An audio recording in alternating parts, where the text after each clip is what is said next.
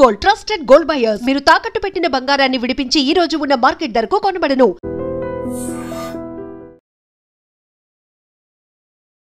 నమస్తే, నేను Kavitha. Welcome to I Dream News and నిజాలు.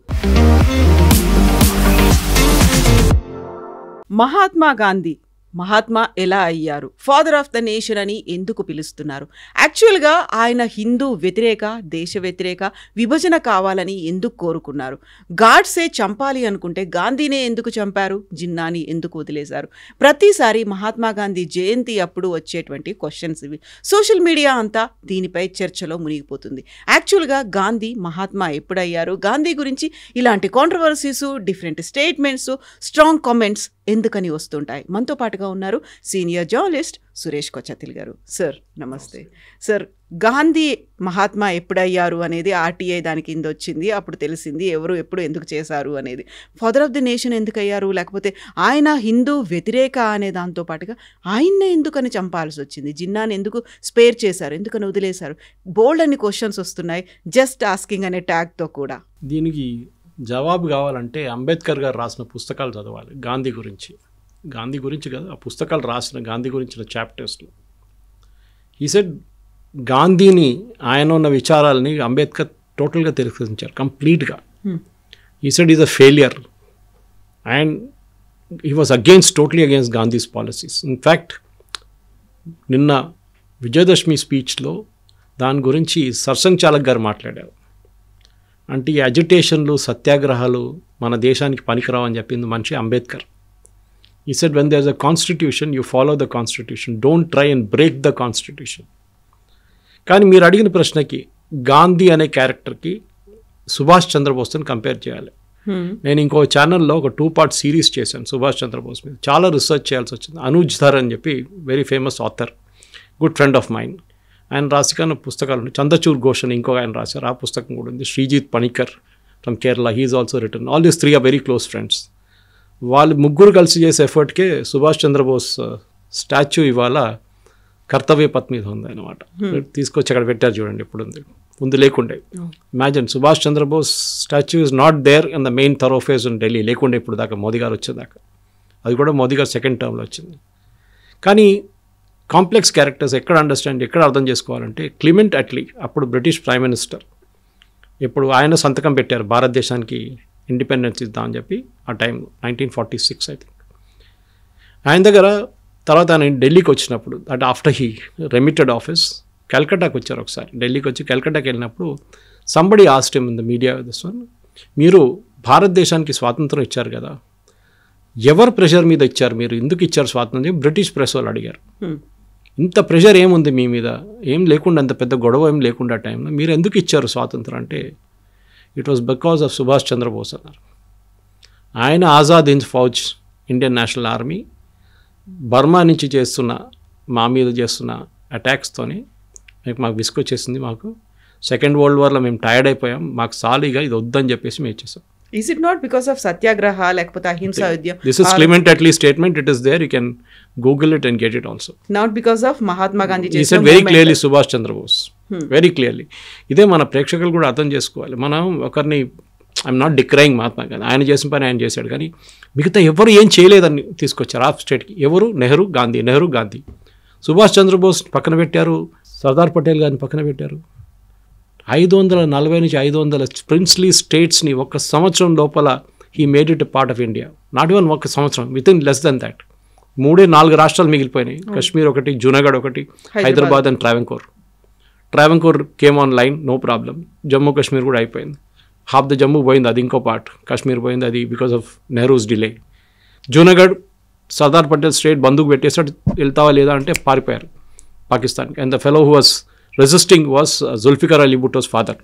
He was the 2nd in command అప్పుడు జూనాగఢ్లో. మేము ఇస్లామిక్ స్టేటు అది ఇది, మేము పాకిస్తాన్ పోతాం అంటే వెళ్ళు అని చెప్పారు. లాస్ట్ పారిపోయారు వాళ్ళు. మిగిలింది ఒకటి హైదరాబాద్ ఉంటే, we know what happened Hyderabad police action. కానీ ఈ అందరికీ ఒక పాత్ర ఉందని చెప్పాలి. ఇప్పుడు ఇలా అంటున్నారు ఆర్ఎస్ఎస్ వాళ్ళు ఏం చేయలేదని, కమ్యూనిస్ట్ వాళ్ళు అంటున్నారు, అది కూడా దట్స్ బెస్ట్ పార్ట్. ఇదే కమ్యూనిస్ట్ వాళ్ళు ఇక్కడ తెలంగాణలో, అప్పుడున్న హైదరాబాద్ స్టేట్లో ఆంధ్ర మహాసభలో దూకి దాని లోపల చేసిన గొడవలు అందరికీ తెలుసు. తెలంగాణ ఉద్యమం గురించి రాసిన పుస్తకాల్లో వీళ్ళ డూబియస్ రోల్ ఉంది. రజాకార్ మీద ముందు పోరాటం చేసిన వాళ్ళు, తర్వాత రజాకార్లు మజ్లీస్ అందరు చాలా మంచోళ్ళు. మజ్లీస్ ఇత్తహాదుల్ ముస్లిమీన్ హైదరాబాద్ ఇండిపెండెంట్ స్టేట్గా ఉండిపోవాలని సపోర్ట్ చేసిన వాళ్ళు ఈ కమ్యూనిస్టులు. 62లో వచ్చిన వార్లో చైనాతో మనం చూసి ఏం చేశారని చెప్పి బ్లడ్ కూడా డొనేట్ చేయని చెప్పారు ఒక ఫేమస్ పర్సనాలిటీ కమ్యూనిస్ట్ అని పేరు తీసుకొని కేరళ నుంచి. ఇట్లాంటి ఉన్న కమ్యూనిస్టు వీళ్ళు మహాత్మా గాంధీ గురించి మాట్లాడుతున్నప్పుడు ఎవరైనా కానివ్వండి, మహాత్మా గాంధీ ప్లేస్ ఉంది, లేదని చెప్పట్లేదు, ఎవరు డిస్ప్యూట్ చేయట్లేదు. కానీ he's not the only one who got us the freedom. Father of the nation అని ఎవరు ఇచ్చారండి టైటిల్? ఒక ఆర్టీ అప్లికేషన్ ఫైల్ చేశారు ఇప్పుడు కదా, I think Manmohan Singh government టైంలో. ఆ ఫాదర్ ఆఫ్ ద నేషన్ అని గవర్నమెంట్ ఆఫ్ ఇండియా ఎక్కడైనా డిక్లేర్ చేశారని అడిగారు.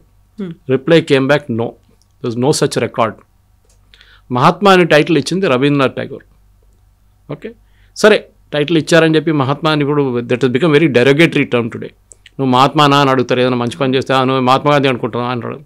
అంటే నువ్వు ఇంకా సత్య హరిశ్చంద్రుడు అట్లా మాట్లాడతారు చాలామంది. కానీ మహాత్మా గాంధీ ఒక కాన్ఫ్లిక్టెడ్ పర్సనాలిటీ ఉంది. ఎందుకంటే ఆయన relationship with his wife we all know was very very strained ఉండేది. ఆయనది ఎక్స్పెరిమెంట్స్ ఆఫ్ ట్రూత్ అది మనకు తెలుసు.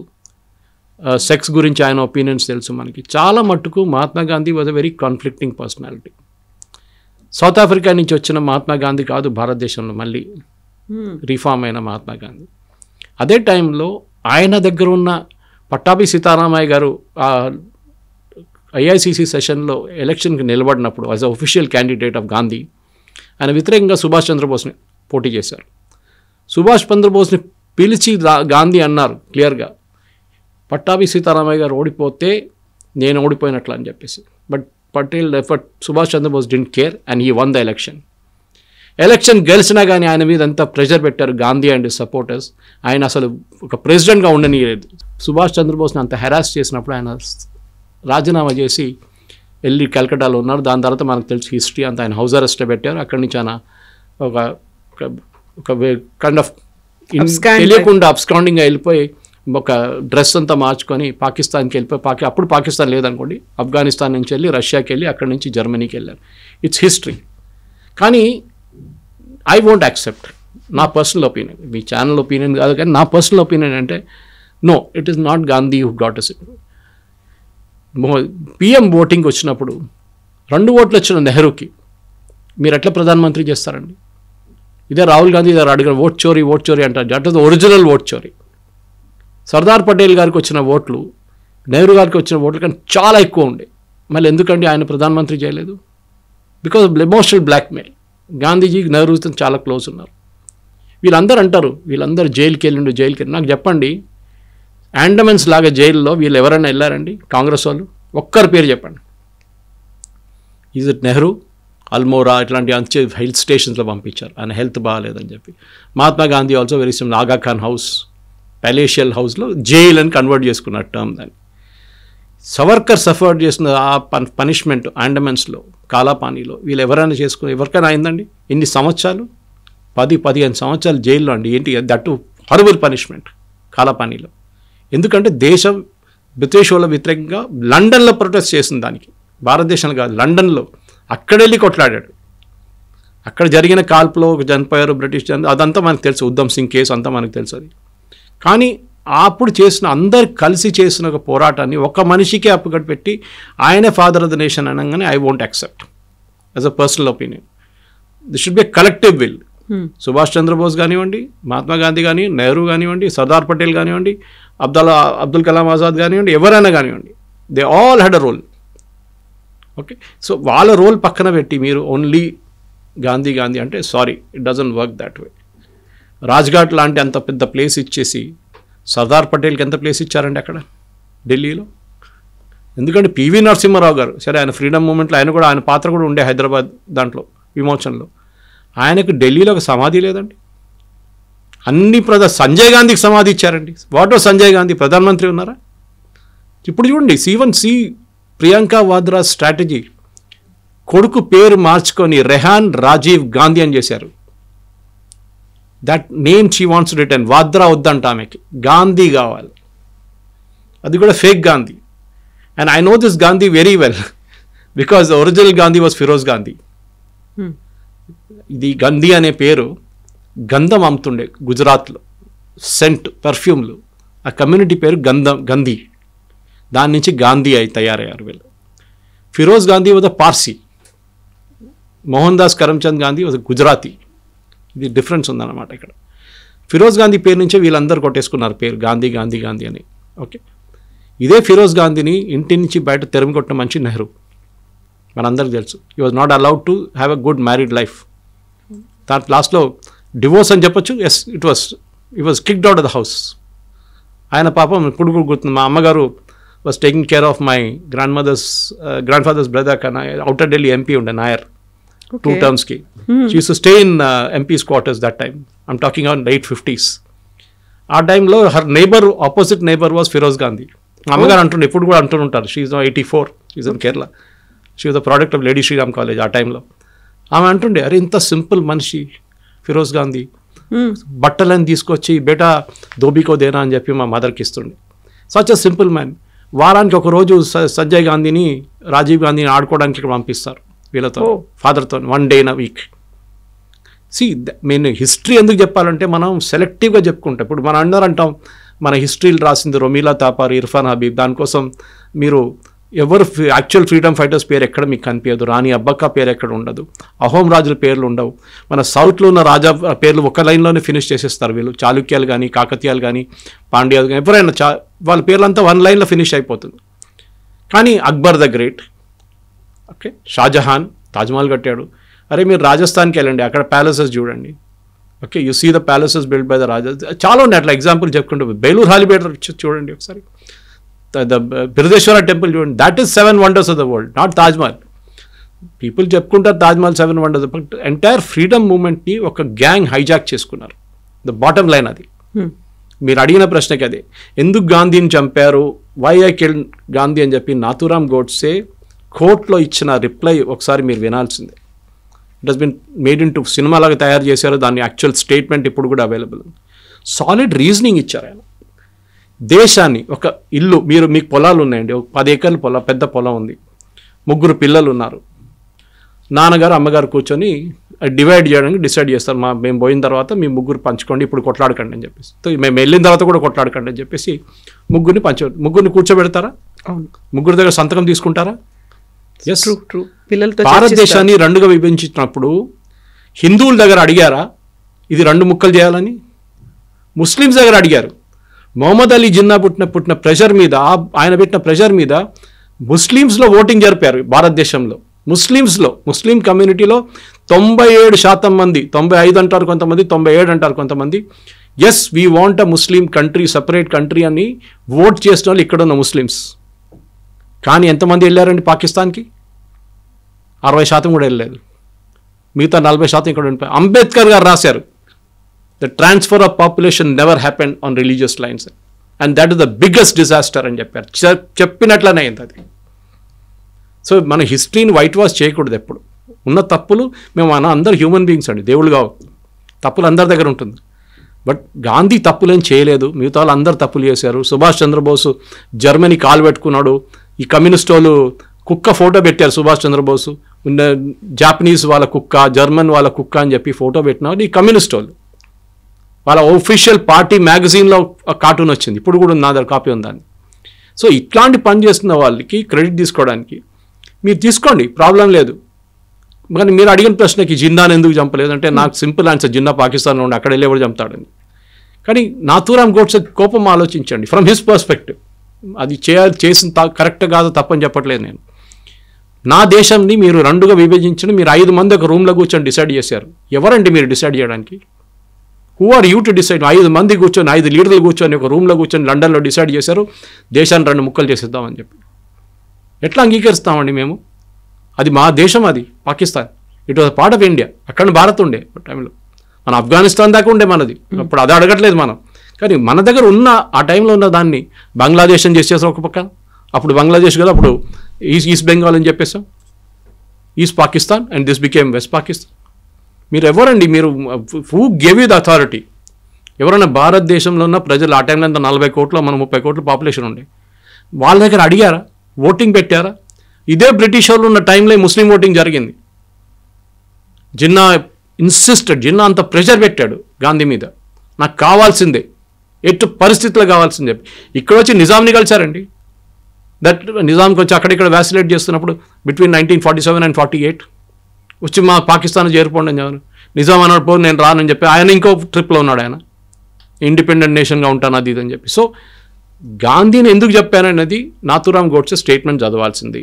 ఇప్పుడున్న ప్రజలు మీరు ఏం చెప్తారు, మీ ఫీలింగ్స్ అంతా పక్కన పెట్టండి, మీ పొలిటికల్ అఫిలియేషన్స్ పక్కన పెట్టి you read statement why I killed Gandhi. అక్కడ ఒక రీజనింగ్ ఉంటుంది. ఒక మనిషికి ఇప్పుడు ఒక నార్మల్ సిచ్యువేషన్ చెప్తున్నాను, ఇప్పుడు చాలా ఇంట్లో జరుగుతుంది ఇది కూడా, మీరు పేపర్లో వింటారు, టీవీలో చూస్తుంటారు. ఒక ప్రాపర్టీ డివిజన్ జరిగింది, 4 పిల్లలు ఉన్నారు, ఒకడికి ఇవ్వకుండా మిగతా 3కి ఇచ్చేస్తే వాడు ఊరుకుంటాడా? రివోల్ట్ వస్తుంది. ఒకరోజు కత్తి తీసుకొని తుపాకీ తీసుకొని చంపేస్తాడు ఎవరినైనా. జరిగింది కూడా చాలా. అదే కదా ఇది కూడా. మీరు అడగలేదు మా దగ్గర. You never asked us for partition. We will never agree. Hindus కూడా నెవర్ అగ్రీడ్. ఈ దేశంలో ఉన్న హిందూస్ కూడా అది ఉండే యాక్చువల్ ఓటింగ్, అది ఉండాలండే. హిందూ ముస్లిమ్స్ ఇద్దరు కలిసి ఓట్ చేయండి, ఈ దేశం విభజించాలా వద్దా, సింపుల్ క్వశ్చన్, 1 line క్వశ్చన్. దానిలో ఓటింగ్ పెడితే మీకు క్లియర్గా తెలిసిపోతుంది, నో అని ఆన్సర్ వస్తుండే. కానీ 5 మంది కూర్చొని లండన్లో ఒక రౌండ్ టేబుల్లో కూర్చొని డిసైడ్ చేశారు మేము భారతదేశాన్ని 2 ముక్కలు చేసేస్తామని చెప్పి. బ్రిటిష్ వాళ్ళు చాలా హ్యాపీ సంతకం కూడా పెట్టి వాళ్ళు వెళ్ళిపోయారు. ఇప్పుడు we are facing the mess now today because of that. జరిగింది తప్పు, correct. Assassination of Gandhi with black mark అని చెప్పొచ్చు. కానీ దాని మీద కూడా కాంగ్రెస్ వాళ్ళు పాలిటిక్స్ పెడతారు. ఆర్ఎస్ఎస్ వాళ్ళు క్లియర్లీ ఆర్ఎస్ఎస్ని బ్యాన్ చేశారు అప్పుడు. దట్ వాజ్ నీ జక్ రియాక్షన్. తర్వాత పటేల్ చెప్పారు ఇట్ వాజ్ అ మిస్టేక్.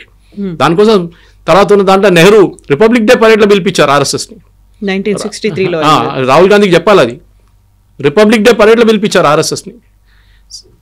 ఆ టైంలో జరిగిన అందరికి తెలుసు. సవర్కర్ని గుంజుకొని తీసుకెళ్లారు ఆ కేసులో. తన సవర్కర్ని కూడా court said no evidence against him, nothing at all అని చెప్పి. ఎవరెవరి మీద కోపం అందరినీ తీసుకెళ్ళి అక్కడ పెట్టేశారు. దానికన్నా ముందు అసాసినేషన్స్ జరగలేదండి, జరిగింది కదా చాలా మటుకు. దాని తర్వాత కూడా జరిగింది కదా. ఎక్కడెక్కడ బీహార్లో లలిత్ నారాయణ మిశ్రా, నేను కాలేజీలో చదువుతున్నప్పుడు రైల్వే మినిస్టర్, ఆయన చంపారు. It's politics is like that. మీరు ఇప్పుడు హిస్టరీ చూస్తే కూడా చాలా మటుకు యూరోపియన్ హిస్టరీ కానివ్వండి, మీరు రోమన్ హిస్టరీ కానివ్వండి, ఈవెన్ లాటిన్ అమెరికన్ హిస్టరీ చూస్తే కూడా చాలా మటుకు ఇట్లాంటివి జరుగుతూనే ఉంటాయి. ఎందుకు అక్కడ అంత దూరం ఎందుకు వెళ్తారు? ఇక్కడ ఉంది కదా. మొఘల్ చూడండి, ఒక నాన్న తమ్ముడిని చంపుతాడు, నాన్న కొడుకుని చంపుతాడు, కొడుకు అన్నని చంపుతాడు, అంత వాళ్ళు వెళ్ళి త్రోన్లో కూర్చుంటాడు. ఇది జరిగేది. బట్ ఆ రోజు గాంధీ గారు చేసిన తప్పు ఇది, that he did not ask. మమ్మల్ని అడగలేదు, మా అమ్మ నాన్న దగ్గర మా గ్రాండ్ ఫాదర్ దగ్గర వాళ్ళ దగ్గర అడగలేదు. అడగకుండా మా ఇల్లు విభజించి ఇంకోనికి ఇచ్చేశారు. అప్పుడు మీరేం చేస్తారు? Simple question. పోనీలే పో అని కూర్చుంటారు, కొంతమంది ఉండొచ్చు. బట్ 95% 98% కూడా అగ్రీ చేయరు. నాకు రావాల్సిన నా హక్కు, అది legally I'm entitle to it అని చెప్పి మీరు తీసుకుంటారు. This is my stand point personally. So ఎవరైతే డివైడ్ అవ్వాలని కోరుకున్నారో, ఎవరైతే పట్టుపట్టారో ఒక పాకిస్తాన్ అనేది ఒక ముస్లిం కంట్రీగా ఉండాలి, ఆ జిన్నాని ఎందుకు స్పేర్ చేయాల్సి వచ్చింది, ఎందుకు వదిలేయాల్సి వచ్చింది? ఆ టైంలో ఆయన ఇక్కడ లేరా?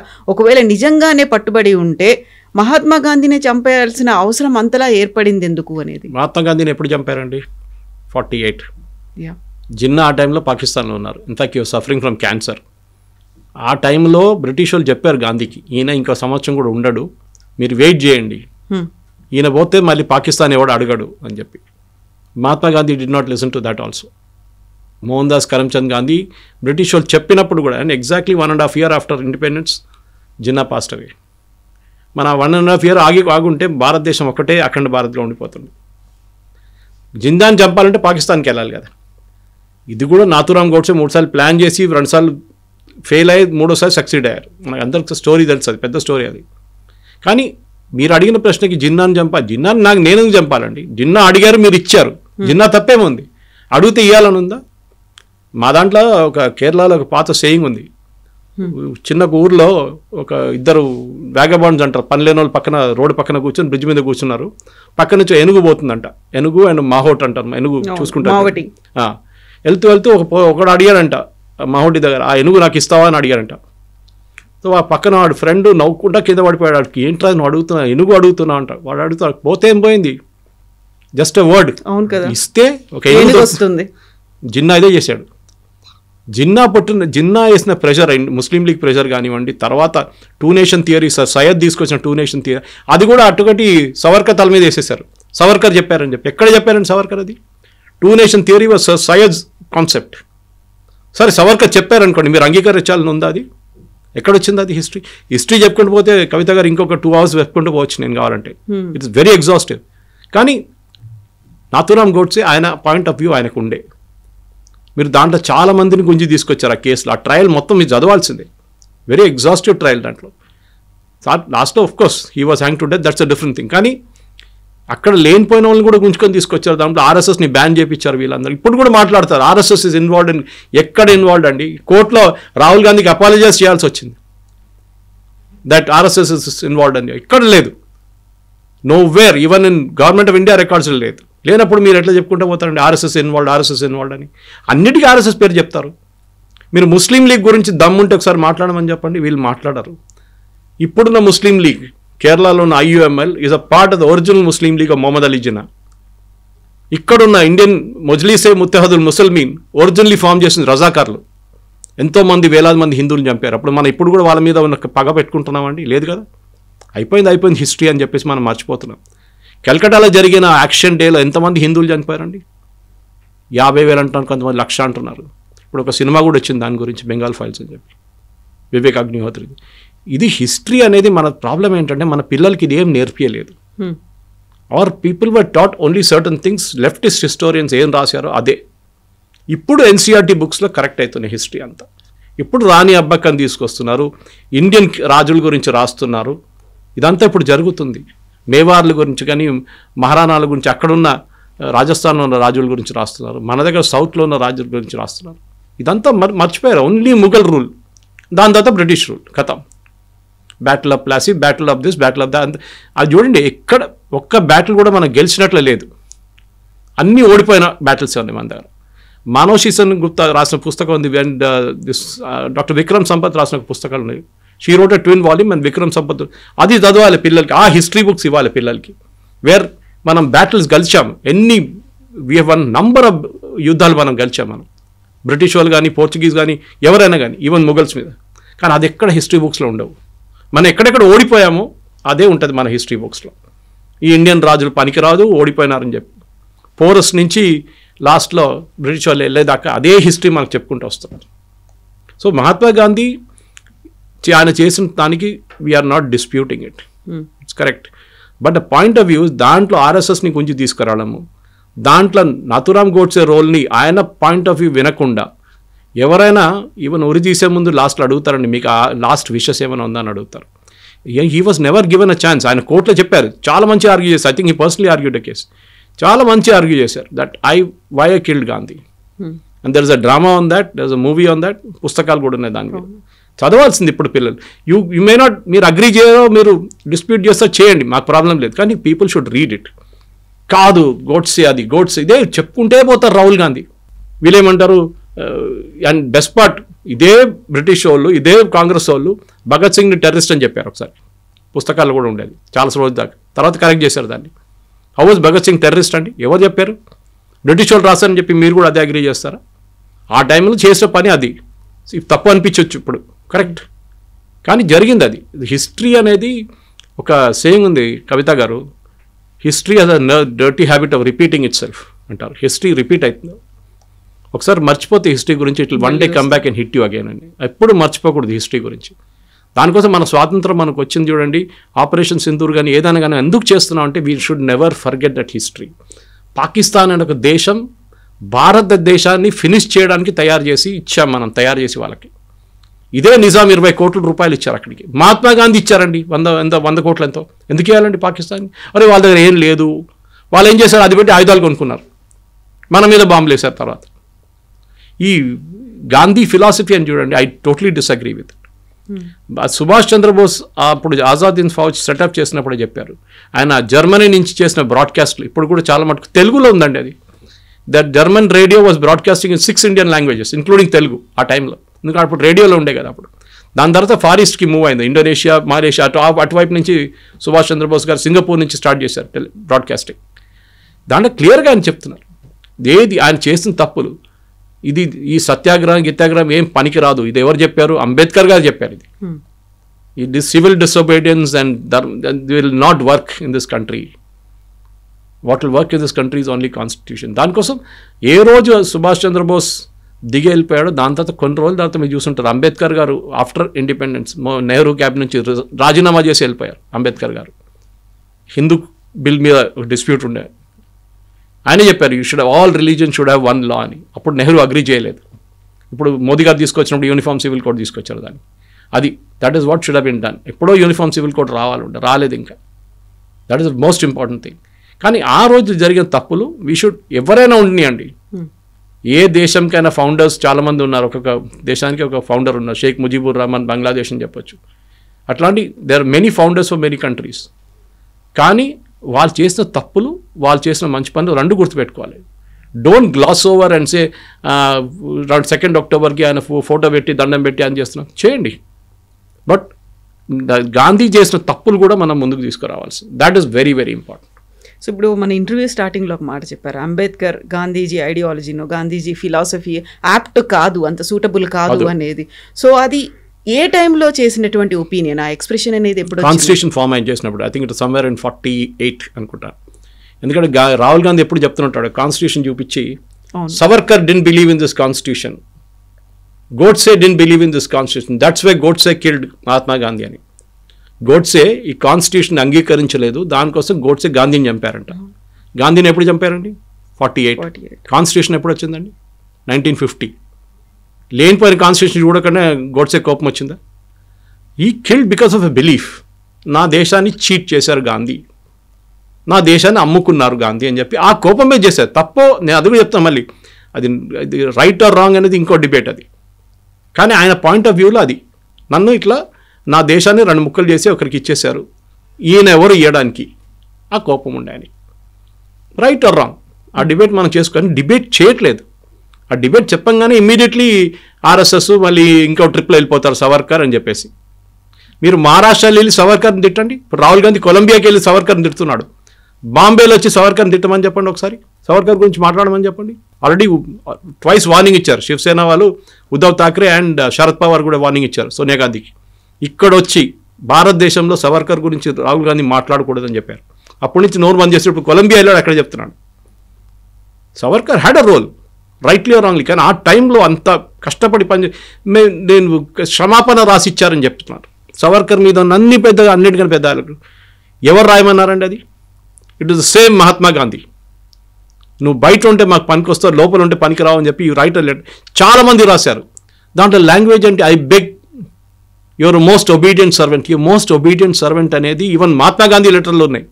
It was usage in English at that time. అప్పుడు దాని బ్రిటిష్ వాళ్ళ సర్వెంట్ అని చెప్పట్లేదు, దాంట్లో యువర్ మోస్ట్ ఒబీడియంట్ సర్వెంట్ అని చెప్పి రాస్తారు చాలామంది. ఆ లెటర్ రైటింగ్లో ఒక ఫొనెటిక్ వర్డ్ ఉండేది. దాన్ని మళ్ళీ సవర్కర్ వ్యతిరేకంగా వాడుకున్నారు.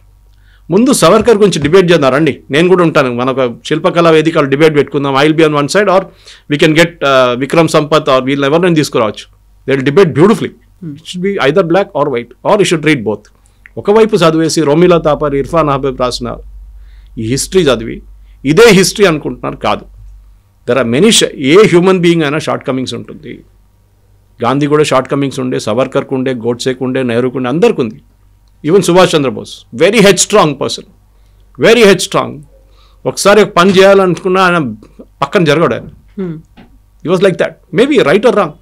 ఫస్ట్ ఇండియన్, ఇప్పుడు అడగండి, క్వశ్చన్ అడగండి పిల్లల దగ్గర, ఫస్ట్ టైం ఇండియాలో మన నేషనల్ ట్రై కలర్ ఎక్కడ ఫ్లై చేశారో అడగండి ఒకసారి.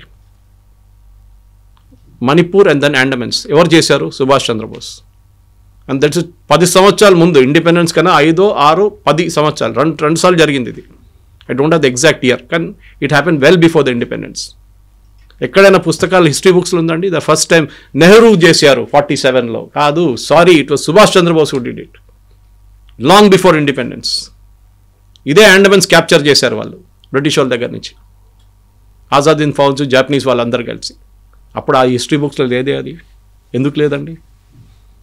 ఇప్పుడు చెప్తున్నాండి, సుభాష్ చంద్రబోస్ గారి స్టాచ్యూ హైదరాబాద్ ఎక్కడుంది చెప్పండి, ఎంతమంది చెప్పగలరు? ఇది ప్రాబ్లం. అదే టైంలో మహాత్మా గాంధీ, ఇందిరాగాంధీ, రాజీవ్ గాంధీ అందరూ ప్రతిమలు ఉంటాయి ఎక్కడైనా. కానీ మీరు ఒక పర్సన్ని గ్లోరిఫై చేస్తున్నారు.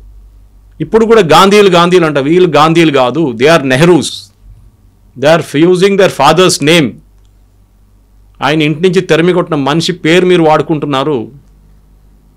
ఆయన చెప్పండి, ఆయన గ్రేవ్ యార్డ్ ఎక్కడుంది అని చెప్పండి ఫిరోజ్ గాంధీది. ఎవరైనా చూసారా? వీళ్ళు ఇంత పెద్ద పెద్ద ఢిల్లీలో ఏకర్ పెట్టుకున్నారు కదా సమాధిలు, సంజయ్ గాంధీ వాళ్ళది వీళ్ళదంతా. వేర్ ఇస్ ఫిరోజ్ గాంధీ సమాధి? అలహాబాద్లో ఉందండి, చిన్న సమాధి ఒకటి. వై? ఆయన అంత పెద్ద మనిషి కదా, ఆయన కూడా ఇదే ఫ్యామిలీ నుంచి వచ్చాడు కదా. సంజయ్ గాంధీ ఏ మినిస్టీరియల్ పోస్ట్ హోల్డ్ చేశారండి? ఇంత పెద్ద ఇది పెట్టారు, అక్కడ మెమోరియల్ కట్టారు. This is what I'm asking. ఇది ఒక వన్ సైడెడ్ వ్యూ పెట్టుకొని గోడ్సేని, సరే గోడ్సే చేసిన తప్పని నేను ఇప్పుడు కూడా చెప్పట్లేదు, తప్పే అది చేసింది. కానీ ఆయన పాయింట్ ఆఫ్ వ్యూ వినండి ఒకసారి, ఎవరైనా వినాల్సిందే అది. You have to result other side of the argument also, ఎందుకు చేసామని చెప్పేసి. అండ్ ఒక లాజిక్ నేను ఎక్స్ప్లెయిన్ చేశాను సింపుల్ లాంగ్వేజ్. ఇంట్లో జరిగే గొడవ you can just extrapolate that and put it into nation అన్నమాట. Yes, sir. Thank you so much. Thank you. And for more videos, Please subscribe to iDream. Please subscribe to iDream. Please subscribe iDream. And please subscribe to iDream. For more videos, subscribe to iDream. please like, share and subscribe to the channel. Congratulations, iDream. Subscribe to iDream. Subscribe to iDream. So subscribe to iDream Media. iDream ki iDream team andarki huge congratulations. Please subscribe iDream Media. Please subscribe to iDream. Subscribe iDream. Please subscribe to iDream. iDream అంటే నా కళల channel subscribe చేసుకున్న నోరు తిరుగుతలేదు, మీరైతే గంట గుర్తు కొట్టండి. For more such videos, please subscribe to iDream. Subscribe to iDream. Please subscribe to iDream. Please subscribe iDream Media. Please do subscribe to iDream. Please subscribe to iDream Media. For best entertainment and information, please subscribe iDream. And don't forget to subscribe to iDream.